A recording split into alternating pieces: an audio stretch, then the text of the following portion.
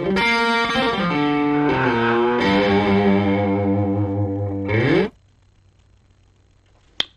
good morning, good morning, good morning. It's Dr. Roddenberry coming to you from my home office here in Willow Springs, North Carolina. How we doing out there in YouTube land today? If you're on the broadcast, go ahead and check in and let me know you're there. Looks like we've got 4 or 5 people there. Fantastic. Good to see everybody. Thanks for coming today. We got Heaven is there, Andrew's there. Fantastic. Cool. Thanks for coming this morning. Sure do appreciate you. Hope you had a great weekend. We are now, what is it? We are now in our 4th week of school. Look at that. After this Friday, you will be halfway through your summer schedule.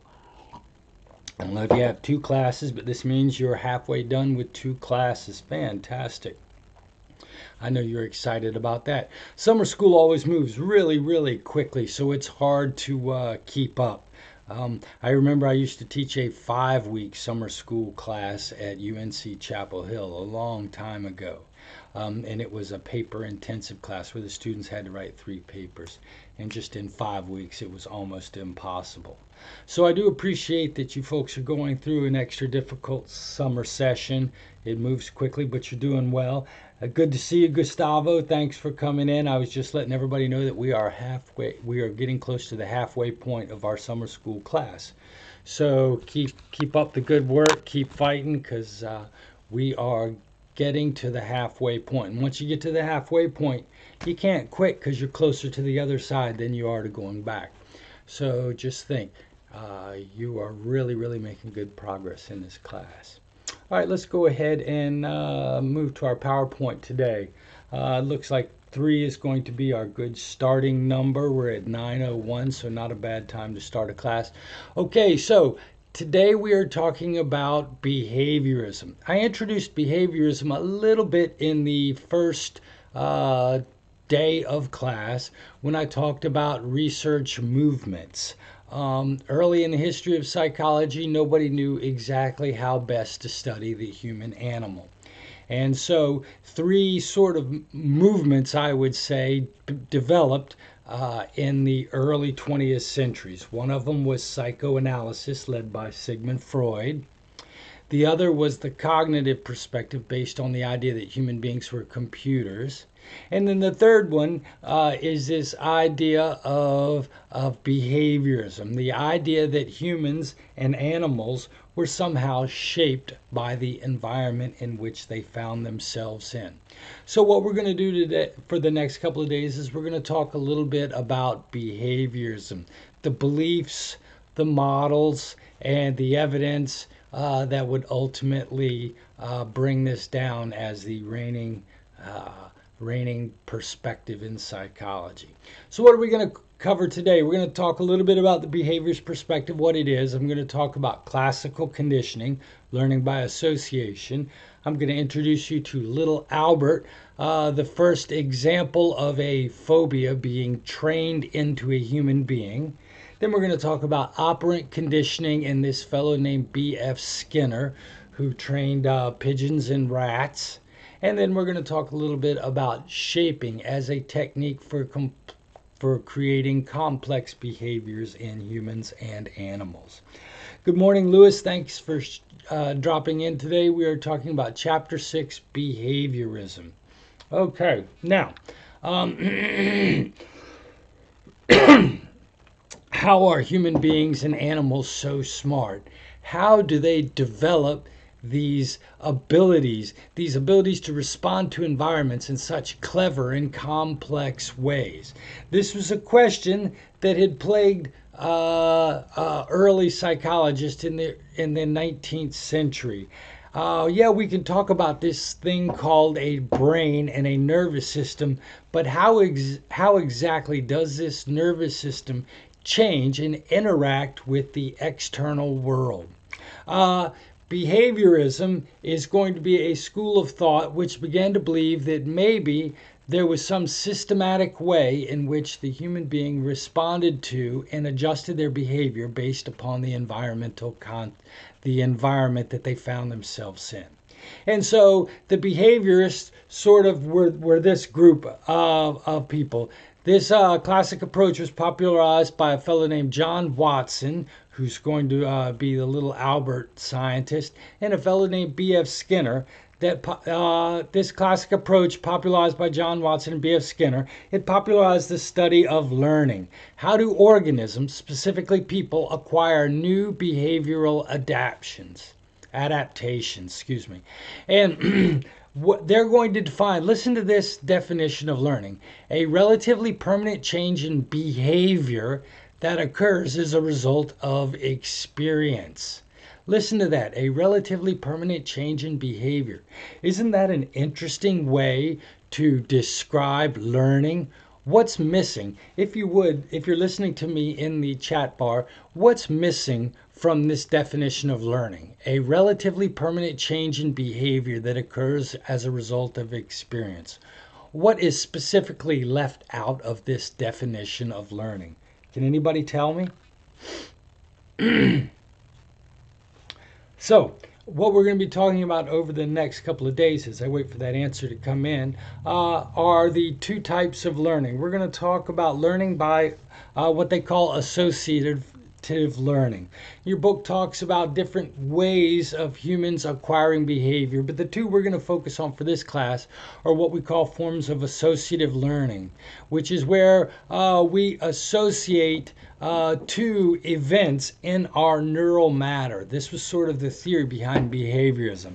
Obviously, events are represented in neural matter, and these events can become associated.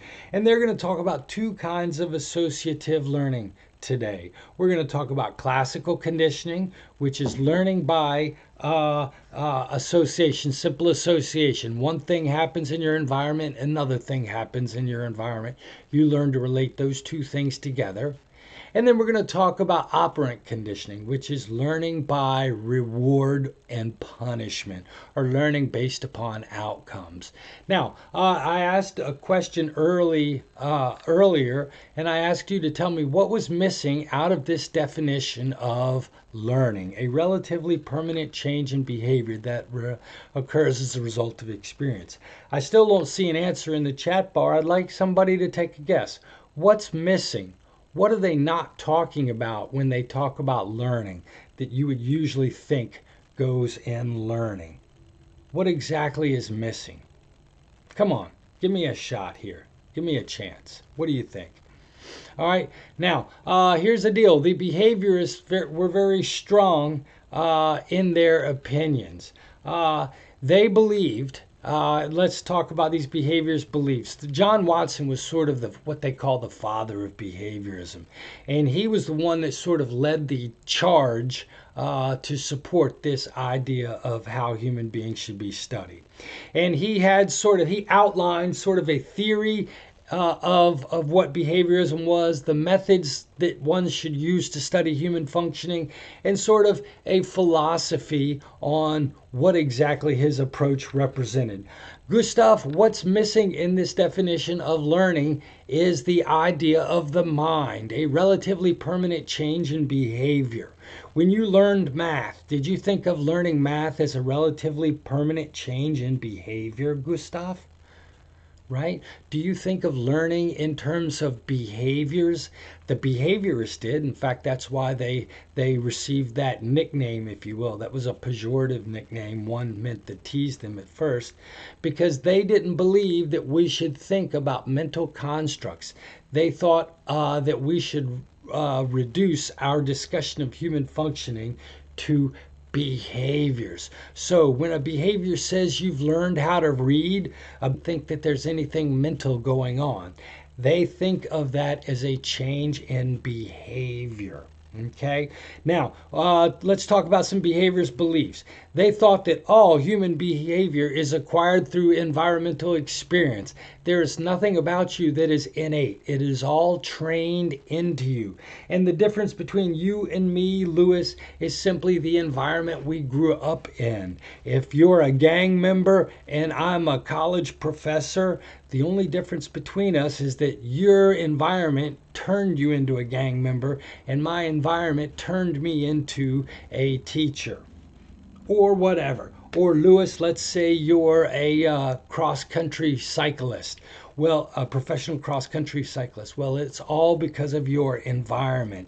And I'm a garbage man because of my environment. So it's all about the environment. Now, these behaviorists, this is the part where they get a little strange. Their research methods, they suggested that you cannot study the mind.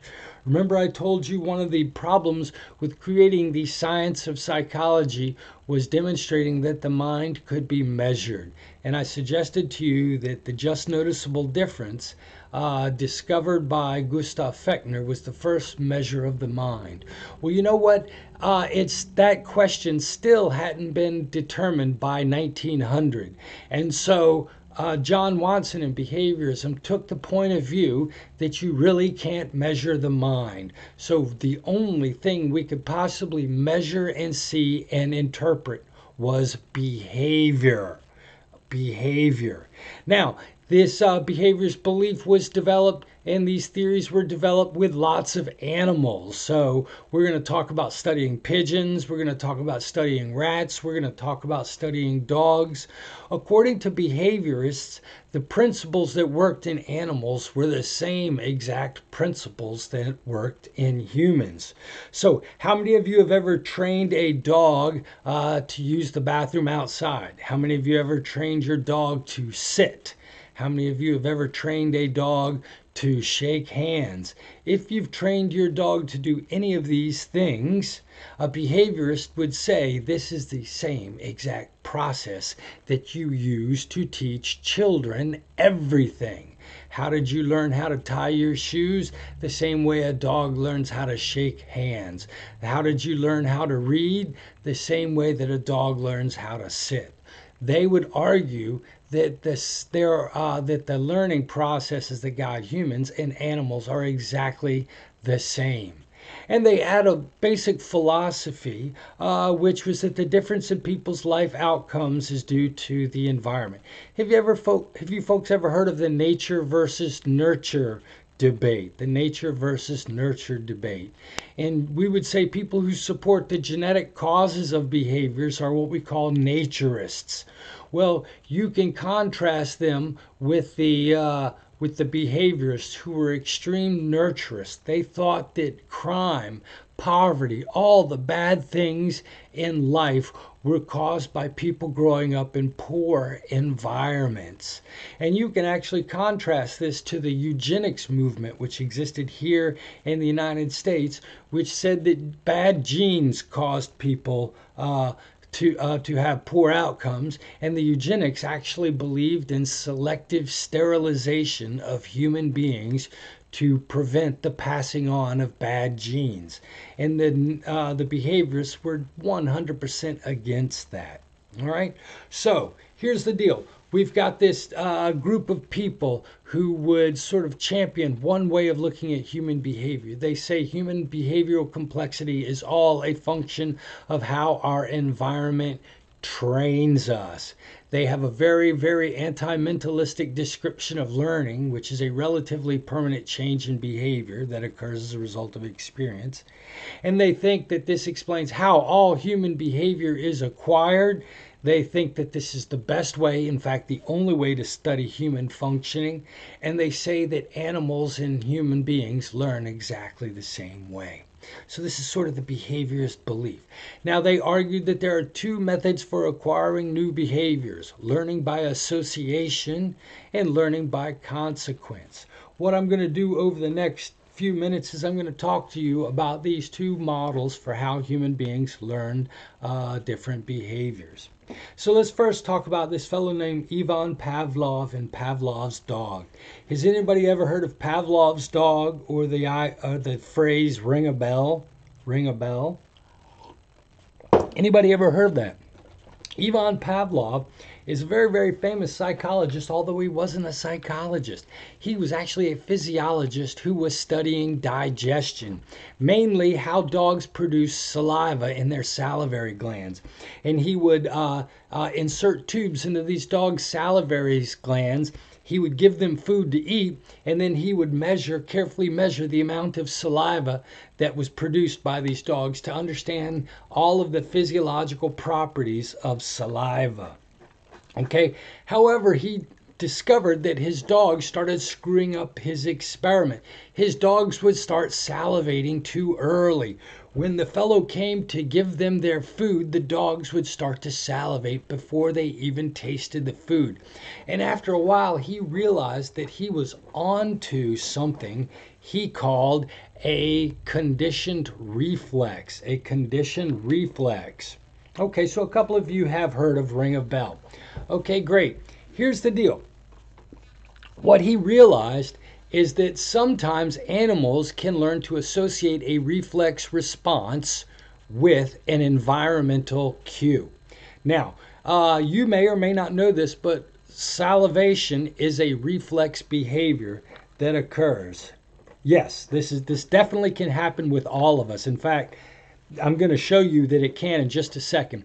Salivating is a reflex. Human beings have lots of reflexes. You have a startle reflex. If you hear a loud noise, you'll jump and you'll be a little bit scared. That's the startle reflex. Salivary reflex. You have an eye blink reflex. We have all these reflex responses. And what Ivan Pavlov found was that an animal could learn to associate something in their environment with a reflex, and then that environmental trigger would cause a reflex response. So let me give you an example. I'm going to go right here. So here's the deal. If you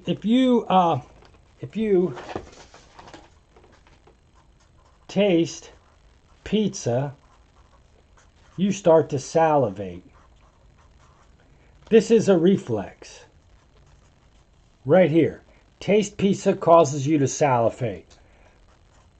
Puff of air causes you to blink your eye. Okay? And let's see.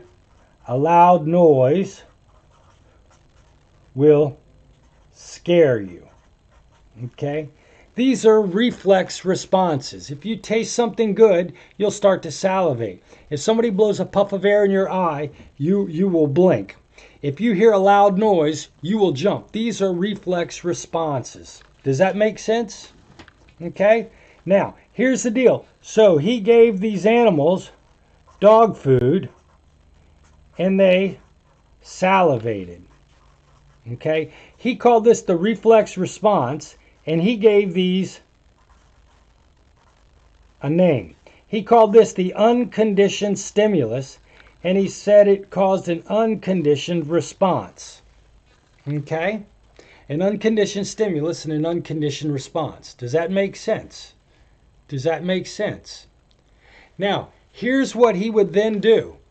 What he would then do is he would pair this, he would ring a bell.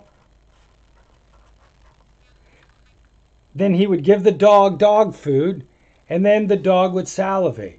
He would ring a bell, then he would give the dog food, and the dog would salivate. Now, does ringing a bell make you salivate? No. This is what's called a neutral stimulus. Okay? He would ring a bell, and this doesn't cause any salivation.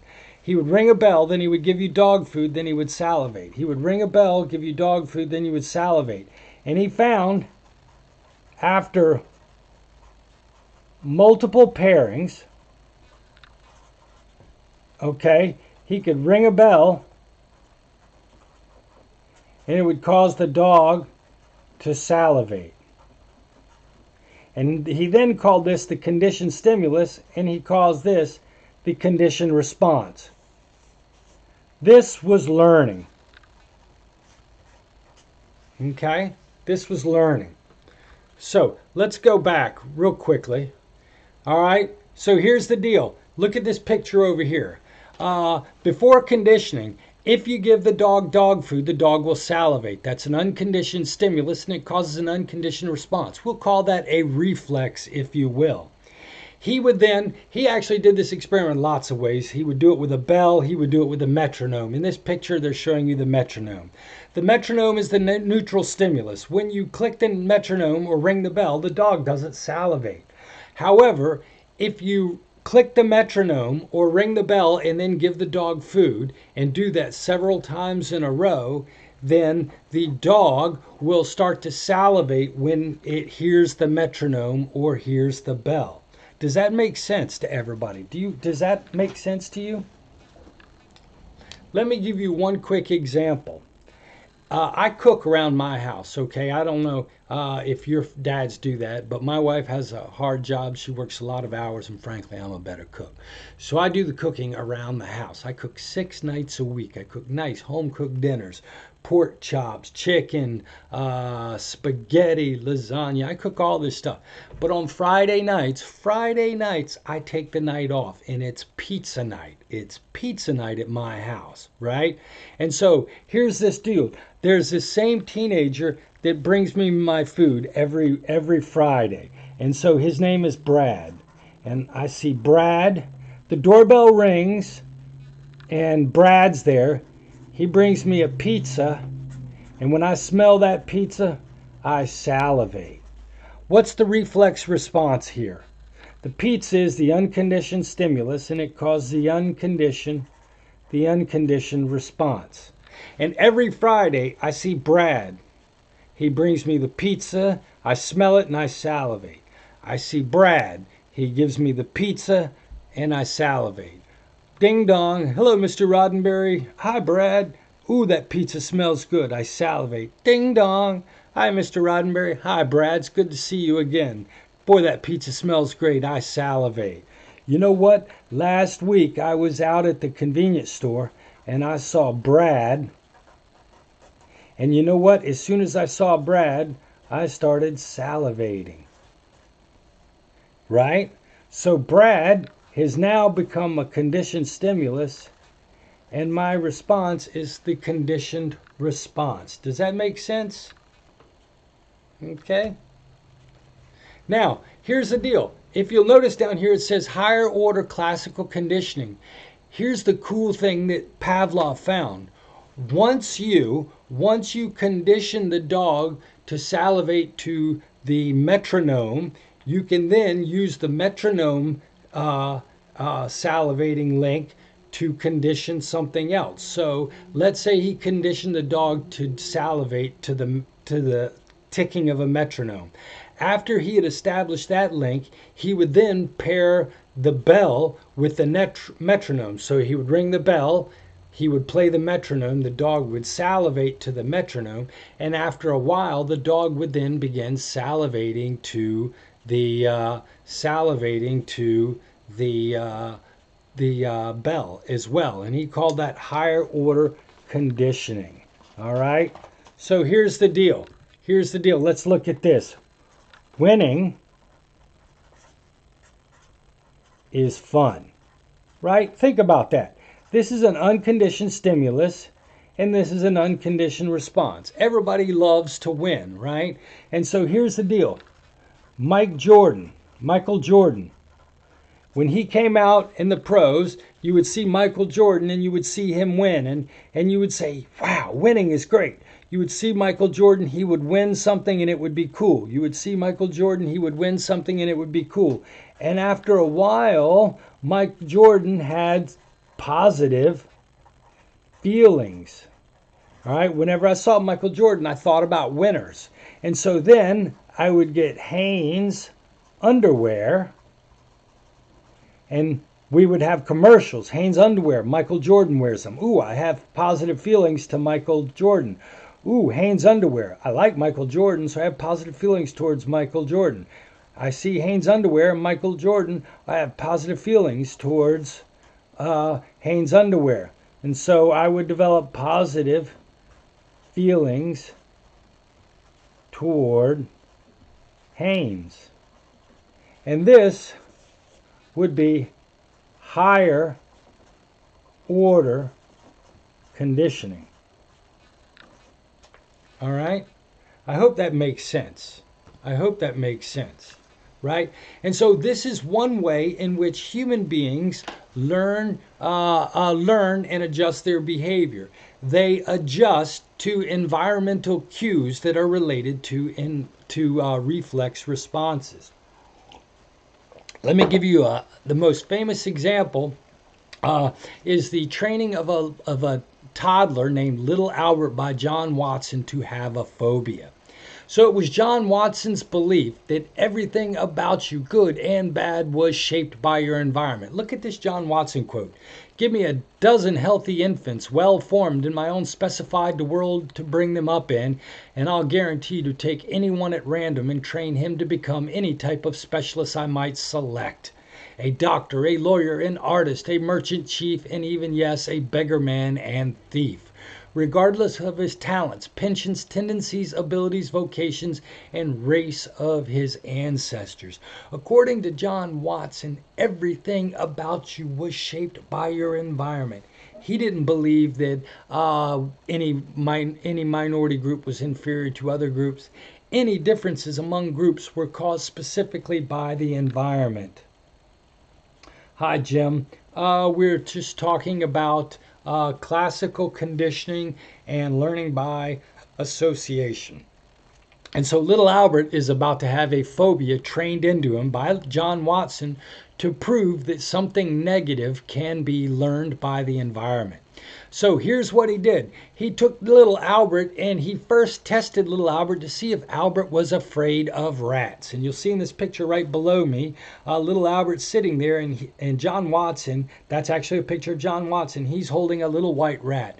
And rats actually make really nice pets. And he would put this little rat in front of little Albert, and little Albert was not afraid of it at all. Little Albert was quite interested in the cute little white furry thing. And John Watson proved that little Albert wasn't really afraid of anything. He even set a little newspaper on fire and waved it in front of little Albert. He brought dogs in front of him, and he showed that little Albert did not have any fears. Okay?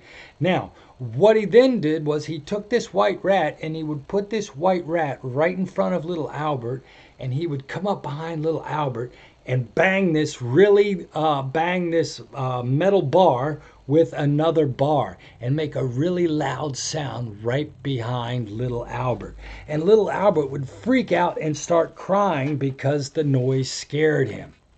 And then what John Watson did for several days in a row is he would put the white rat right in front of little Albert. And then as soon as the white rat was right in front of little Albert, he would come behind him and he would bang that loud bar again and scare the hell out of little Albert. Okay? And here's what happened. He brought the white rat. He would make the loud noise, and the noise would scare Albert. Okay, now the loud noise is called the unconditioned stimulus, and the noise scaring Albert is the unconditioned response. But what he found was after several days of pairing the white rat with the loud noise, the white rat caused Albert was fear of the rat. Okay? And so the white rat's what John Watson called a conditioned stimulus, and this conditioned fear is called the conditioned response. Okay? And so John Watson showed that by several pairings, he could change a kid's attitude towards a harmless white rat from one of enjoyment and curiosity to fear. And so he found that little Albert developed this insane fear of this white rat. Now, here's the crazy thing. Little Albert didn't just become afraid of the white rat. Now, anything white and furry, including a dog or a cat or a man with a white furry beard, would cause the same scared, terrified response in little Albert. He wasn't just afraid of the white rat. He had generalized his fear to all things which were similar to that rat. And John Watson called this stimulus generalization. Now on tomorrow, we're going to talk about how we can use this theory to help train people not to have phobias. But John Watson demonstrated that a phobia could be trained. And he did it rather easily by pairing a neutral stimulus, a white rat, with something very terrifying. Now, John Watson's going to argue that the root of all phobias, if you have a phobia of open spaces, if you have claustrophobia, if you have coulrophobia, the fear of clowns, if you have any of these irrational fears, these fears were trained into you using classical conditioning. All right? And so John Watson believed that everything about human beings, what vegetable you liked, what relaxation activity you liked, whether or not you liked school, whether or not you were an honest person, whether or not you were an intellectual or an imbecile, all of this was trained into you by your environment, suggested John Watson. Now, he had some terms that he would use to describe this particular process. Now, if you'll remember at the beginning of the class, I said learning is a relatively permanent change in behavior. What the behaviorists demonstrated is that any change created by the environment will go away if the environment changes. So he demonstrated some terms to describe behavior, to describe changes in behavior in learning paradigms. We can use the term acquisition. Whenever a behavior is being learned, it is being acquired. So as John Watson was banging the loud noise and scaring little Albert, as little Albert was learning to become afraid of the white rat, he was acquiring the fear response. Now, except for phobias, phobias seem to be a specific thing. It's hard to unlearn these fears that we have. But what you'll find, especially with the salivating to the pizza boy or salivating to a bell, if you don't maintain that association over time, the acquired behavior will go away. And John Watson and behaviorists refer to that as extinction of a behavior. Now, remember, like I told you, behaviorism is a bizarre definition, or learning in behaviorism is a bizarre definition because it doesn't include anything mental in it. It's a relatively permanent change in behavior. We're going to talk about forgetting a behavior in behaviorist terms. We're not going to use the word forget. We're not going to say you can't remember. We're going to say that that behavior was extinguished. Again, we're going to use weird terms to talk about forgetting or not being able to remember. We're going to say that the behavior was extinguished. Now, the crazy thing with these classically conditioned response, like salivating to the bell or salivating to the pizza delivery guy, sometimes that learned response will just pop up out of nowhere months later. And John Watson and Ivan Pavlov would call this spontaneous recovery. Spontaneous recovery. So sometimes a behavior that had been conditioned and acquired and then extinguished because it hadn't been conditioned would occasionally just pop up out of nowhere and create the learned emotional response. This is called spontaneous recovery.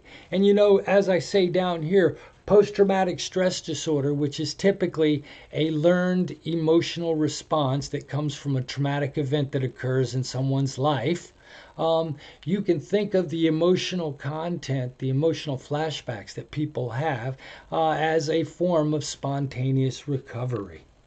Okay? Now, that's one form of learning, is learning by association. I have these reflex responses, right? When I smell food, I salivate. When I hear a loud noise, I jump and I'm scared. If you do a puff of air, I'll blink, and you can ring a bell and do a puff of air, and pretty soon I'll learn to blink to a ringing bell. Okay, learning by association. A different form of learning was pioneered by this fellow down below me, B.F. Skinner. Notice he's holding a pigeon right here. What he would do is he would get these pigeons and he would keep them at 75% of their normal weight. So he would make sure these pigeons were hungry. And then what he would do is he would use food pellets as a way to change their behavior and teach them new behaviors. And he popularized a form of learning that he would call operant conditioning, or learning by consequences.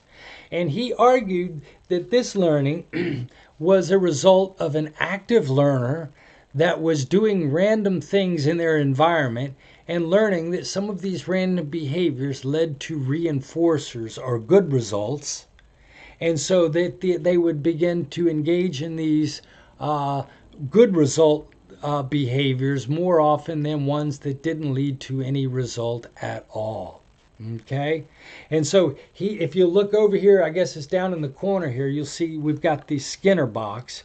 You can have a Skinner box. This is a Skinner box with a rat. He did it with rats, but you could also do a pigeon, put a pigeon in there, and instead of having a bar, he would have a round circle that the pigeon would peck.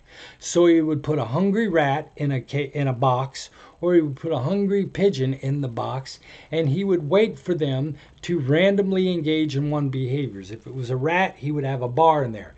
And when the rat pressed a bar, a food pellet would be fed to the rat. See the food pellet on the other side of the box?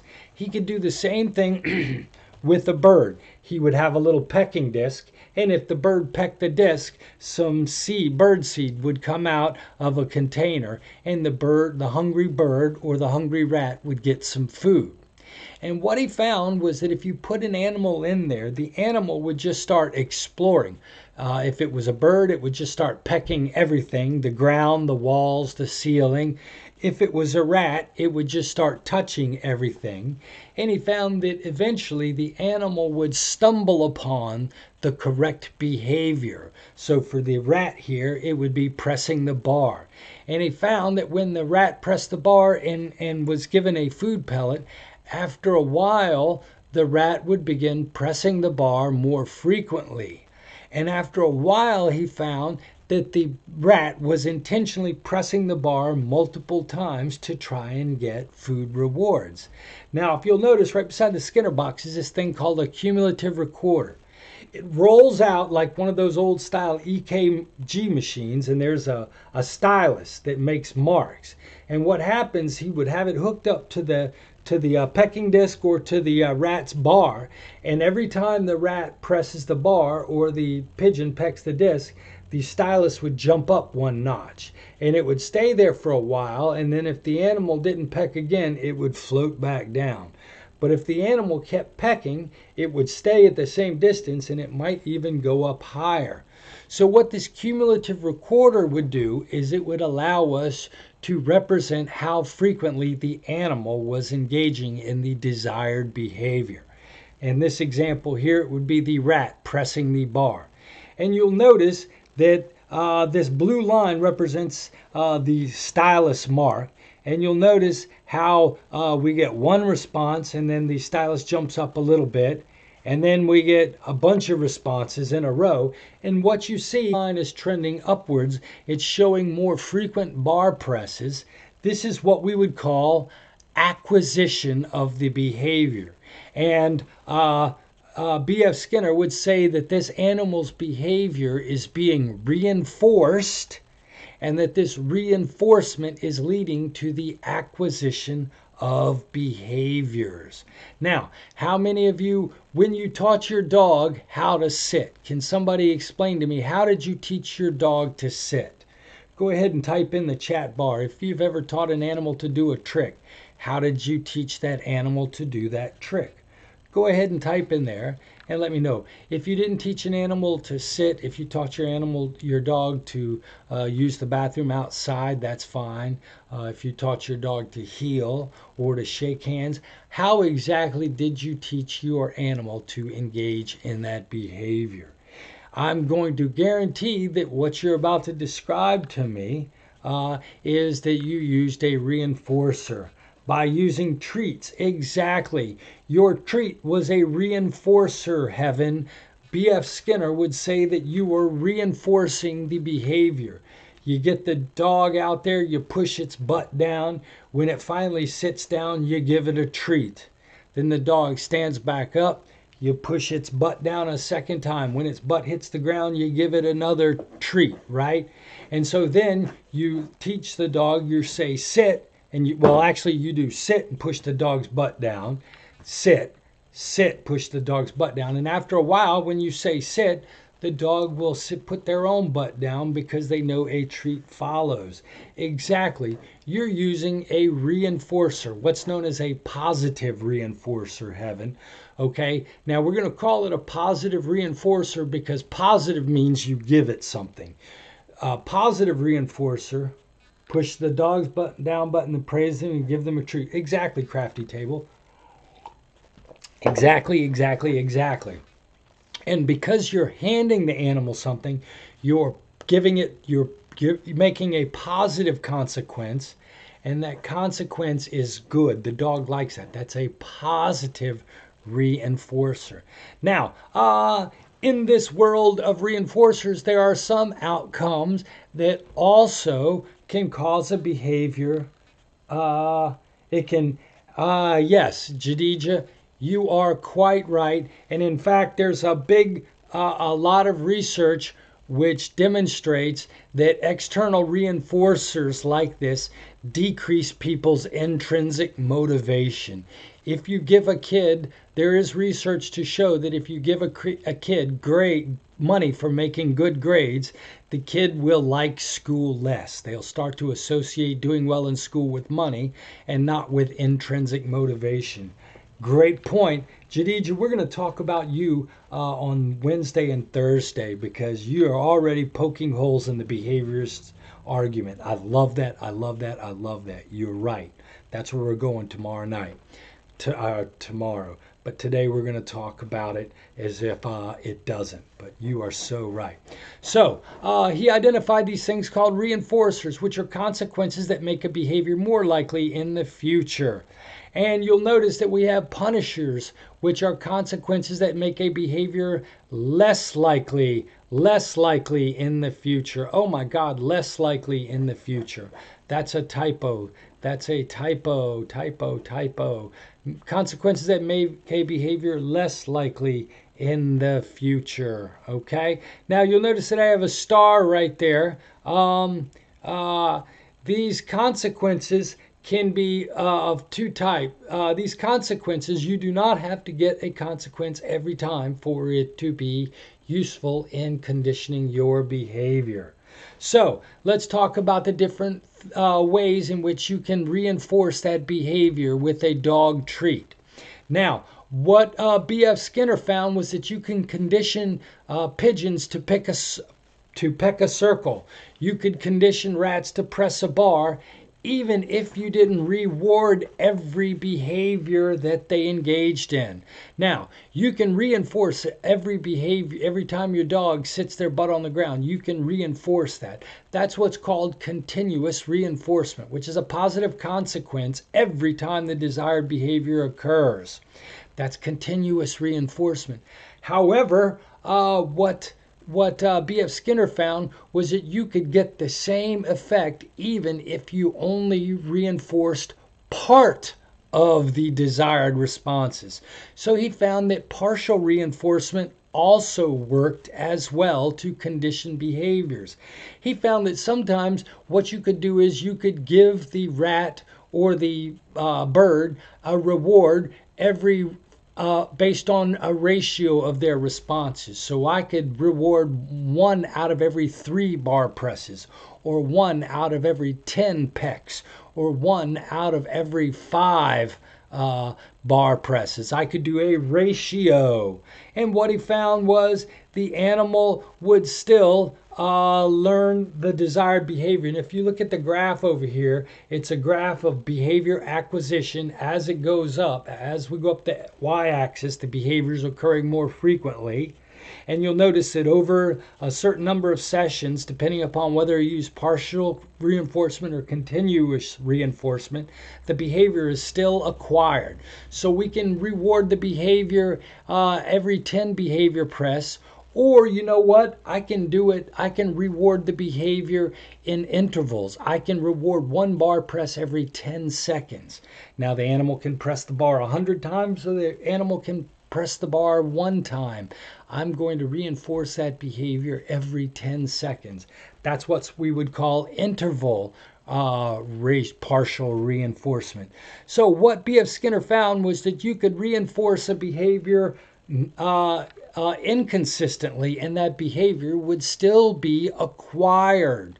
Now, here's the crazy thing he found. Not only could you reinforce a behavior by reinforcing a subset of responses, he actually found that the behavior that was learned through partial reinforcement lasted longer.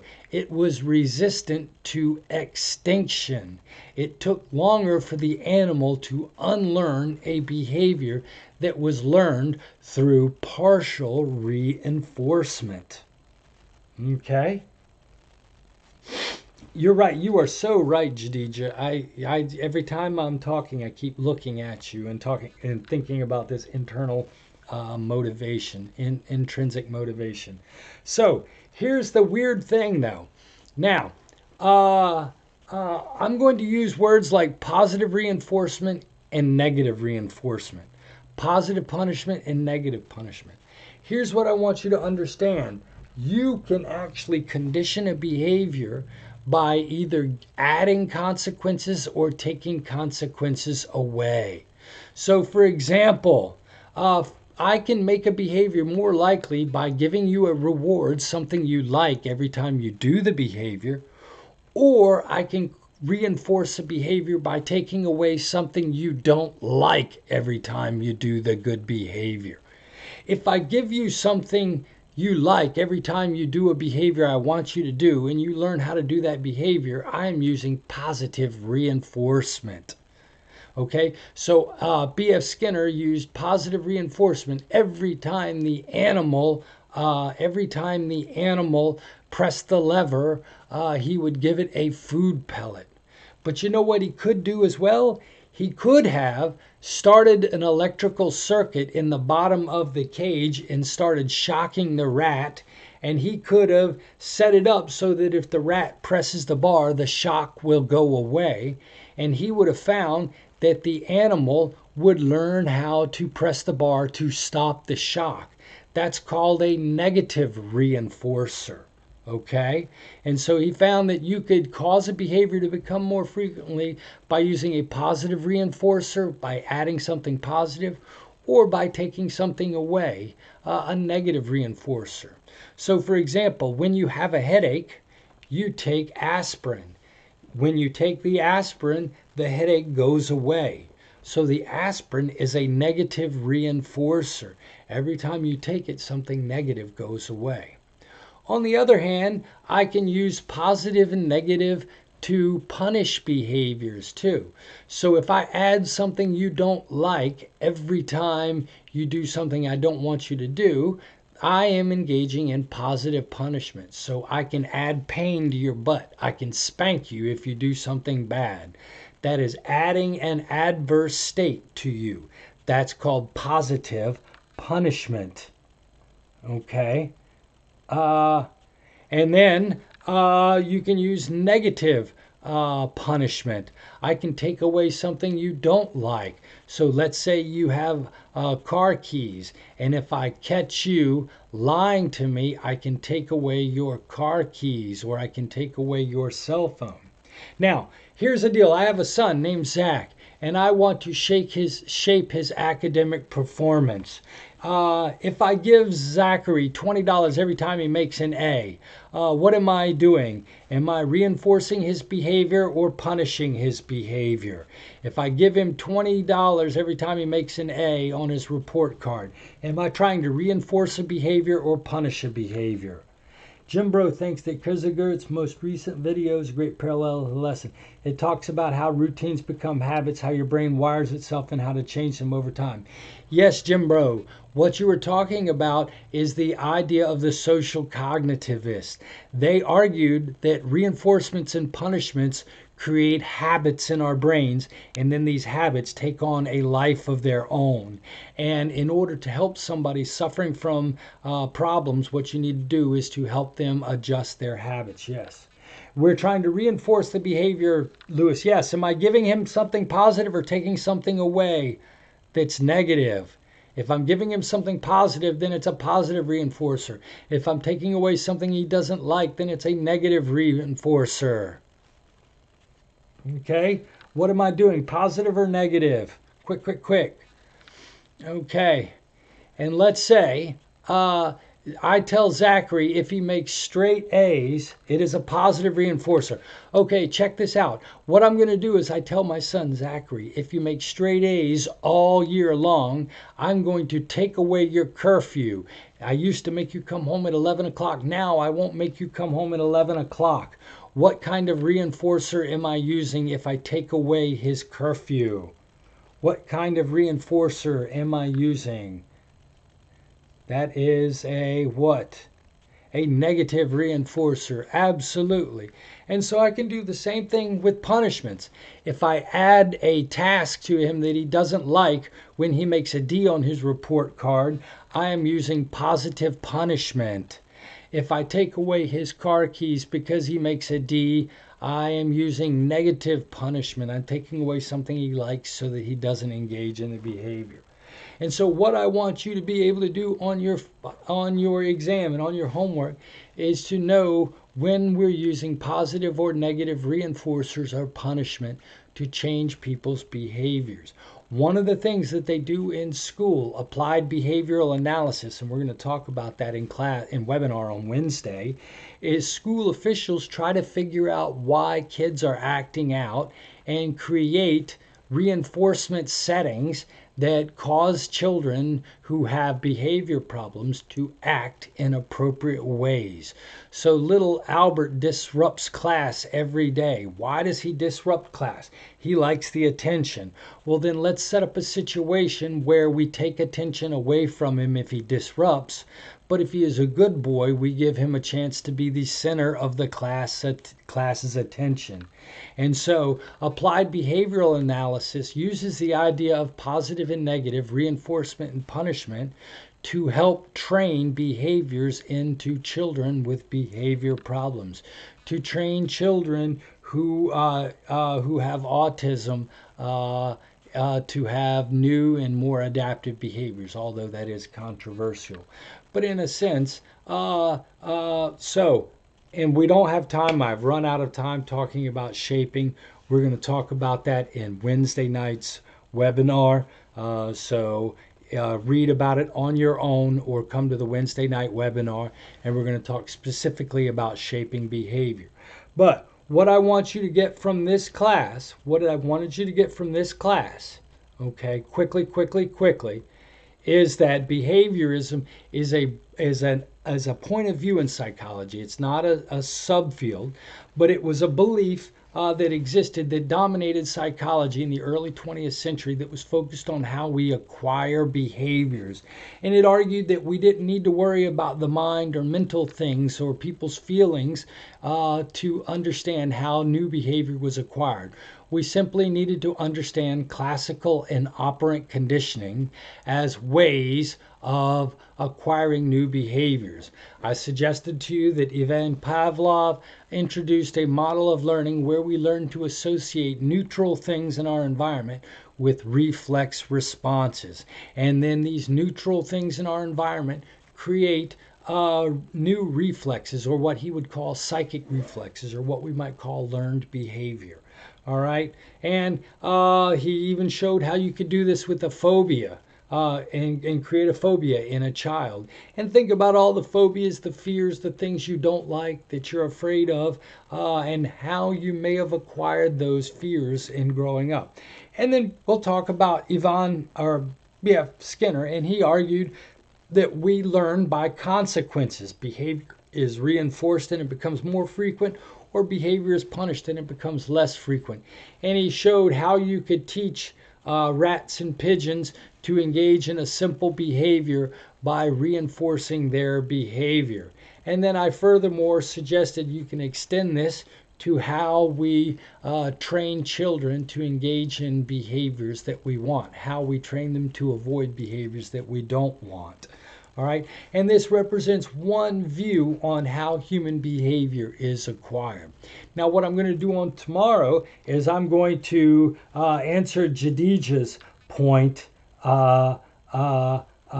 that certain situations we're going to start talking about things like desire and motivation, which doesn't fit in the behaviorist model.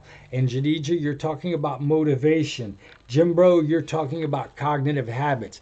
These are things that don't exist in the behaviorist model. And so what I'm going to do tomorrow is I'm going to try to argue that behaviorism is limited because it doesn't take into account these two very reasonable concerns that you two have. Okay, I am out of time.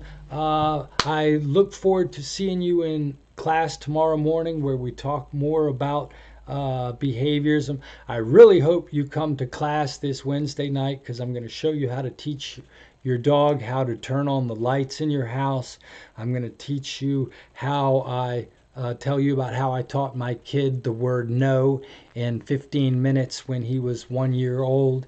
And we're going to talk about the limits of shaping and behaviorism as a model for explaining human behavior. Hey, have a great day. I look forward to seeing you tomorrow. Till then, have a great day and take care. Bye.